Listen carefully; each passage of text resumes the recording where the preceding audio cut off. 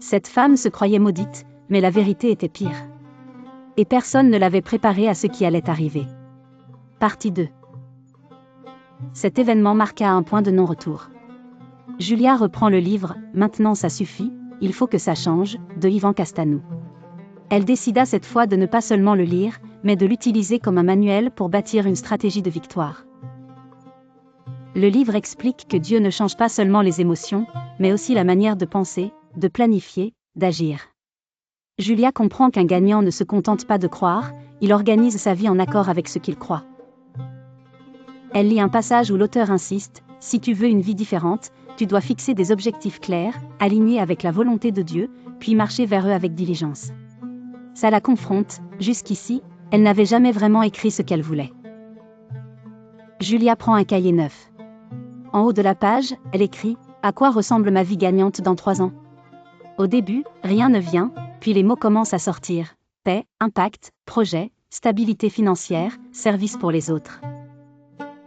En tournant la page, elle transforme ses rêves en objectifs concrets, se former dans son domaine, sortir de son poste actuel, aider sa famille, servir davantage à l'Église. Elle comprend que la stratégie du gagnant commence par une vision écrite, pas juste dans la tête.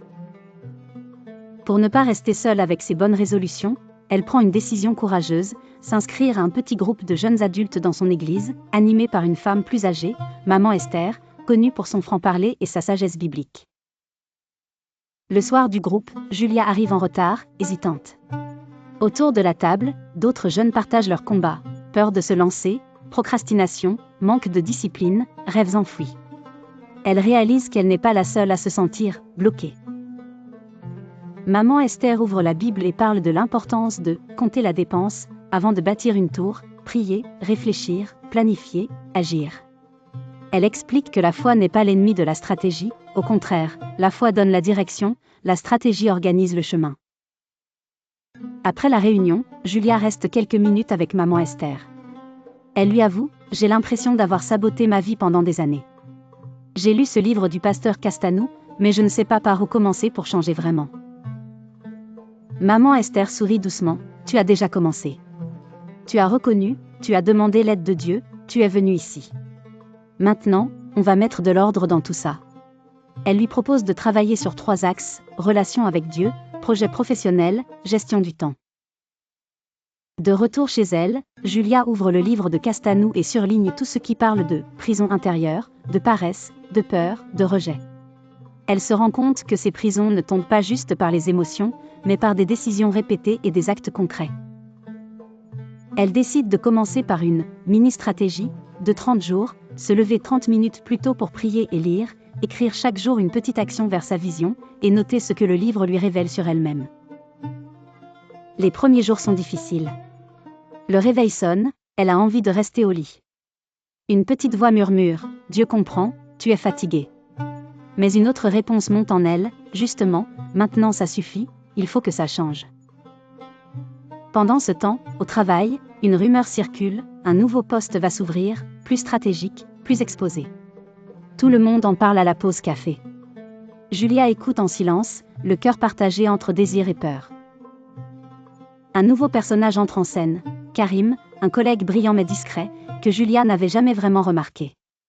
Ce jour-là, il lui dit, « Tu sais, ce poste, je t'imagine bien dessus. Tu as plus de potentiel que tu ne le crois. » Ces mots la surprennent. Le soir, Julia relit un passage du livre de Castanou sur la nonchalance et la médiocrité comme « prison intérieure ». Elle comprend que si elle ne postule pas, ce n'est pas par sagesse, mais par peur maquillée en prudence. Elle appelle Laetitia pour lui demander conseil, chose qu'elle n'avait pas fait depuis longtemps.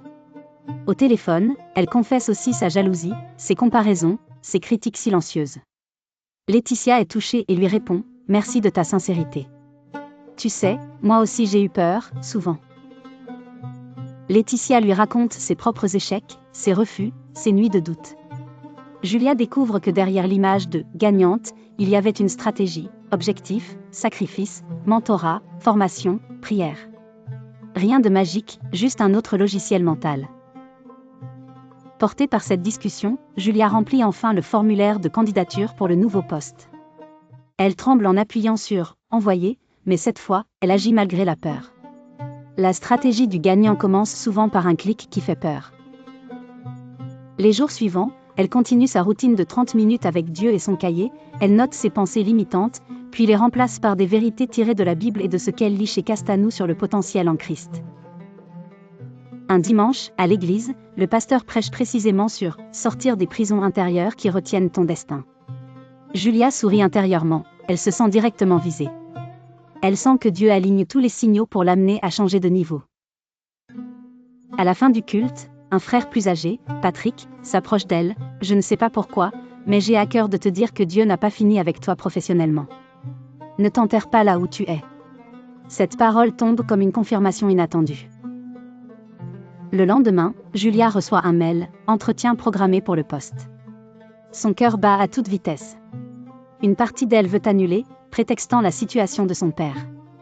L'autre se rappelle, maintenant ça suffit, il faut que ça change.